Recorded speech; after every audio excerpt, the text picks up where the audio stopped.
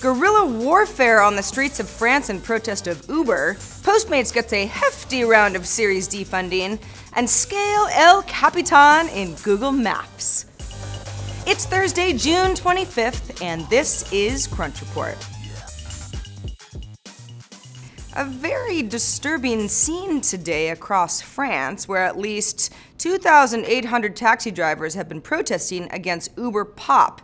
That's the European equivalent of Uber X here in the US, which lets basically anyone become an Uber driver.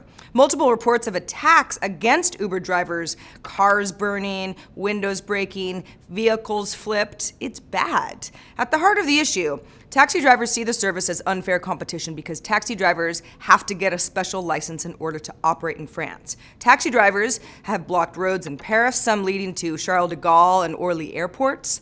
Protests were also staged in Nice, Marseille, Toulouse, Bordeaux, Lyon, and Lille. It's actually the biggest protest so far against Uber in France. There have been others, and coincides with Uber Pop expanding to more French cities.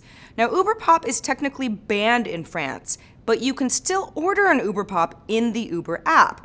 The police have been issuing fines in Paris, and when an Uber Pop driver gets fined, well, Uber's been paying. So as you can imagine, the legality of the whole thing is being hotly disputed. However, only a court order can make the Uber app illegal in France, and one has not been issued yet. About 70 cars were damaged or totaled, and 10 people were arrested due to the protest today. Interior Minister Bernard Cazeneuve met with taxi unions this evening and declared Uber Pop illegal and said he would ask for a justice court order confirming this decision. Let's talk about something much more cautiously optimistic when it comes to transportation. Google's self-driving car project is moving right along. In fact, the latest prototypes are already driving in Mountain View, California. That's where Google is headquartered. We first saw these prototypes back in December. Google showed them off. And as promised, they always have safety drivers in the driver's seat during this stage of the test, with access to a steering wheel and an accelerator and brake pedals, and can take control at any time if necessary. The cars also max out at 25 miles per hour in self-driving mode, so the routes are going to be limited. Google launched a campaign earlier this week to solicit new designs for the car exteriors from California-based artists, calling the theme, "My Community, My Neighbors." On-demand service Postmates, the company that feeds me 3 times a week by bringing a burrito to my front door. It's wonderful. Just closed an $80 million Series D round, and the company tells TechCrunch that this now values Postmates at almost $500 million.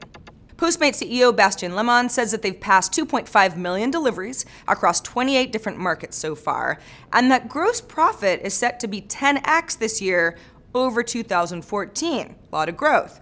One downside of using Postmates is that delivery fee, which can be sort of high depending on what you're ordering and where you live. The company recently launched the Postmates Merchant Program, which offers a $4.99 delivery fee for more than 1,000 restaurants, which in turn cuts down on delivery costs for the user. Postmates says 20% of all Postmates orders are now from a preferred merchant, and order frequency has almost doubled. It's working. Apple is taking down the Confederate flag, or rather taking apps that feature the Confederate flag off of its app store. Several app developers who've made Civil War-themed games, which featured the flag in some sort of historical context, have reported their apps have disappeared. This was first reported by Touch Arcade. Apple joins Amazon, Walmart, eBay, Sears, and other merchants in removing the flag from their inventories following a shooting at a church in Charleston, South Carolina earlier this month. It does seem that Apple is removing certain apps specifically, though. One developer says Apple removed their game because it contained, quote, images of the Confederate flag used in offensive and mean-spirited ways. However, The Guardian has already pointed out that not only are some apps that might fall under the same category still live in the App Store, but so are apps containing other offensive material, for example, the Nazi flag. At this point, it's still a little unclear how far Apple plans to go with this. Speaking of Apple, the newest version of Mac OS X is called El Capitan, which is named after an actual mountain in Yosemite National Park that was named way back in 1851, if you didn't know. A little piece of trivia for you.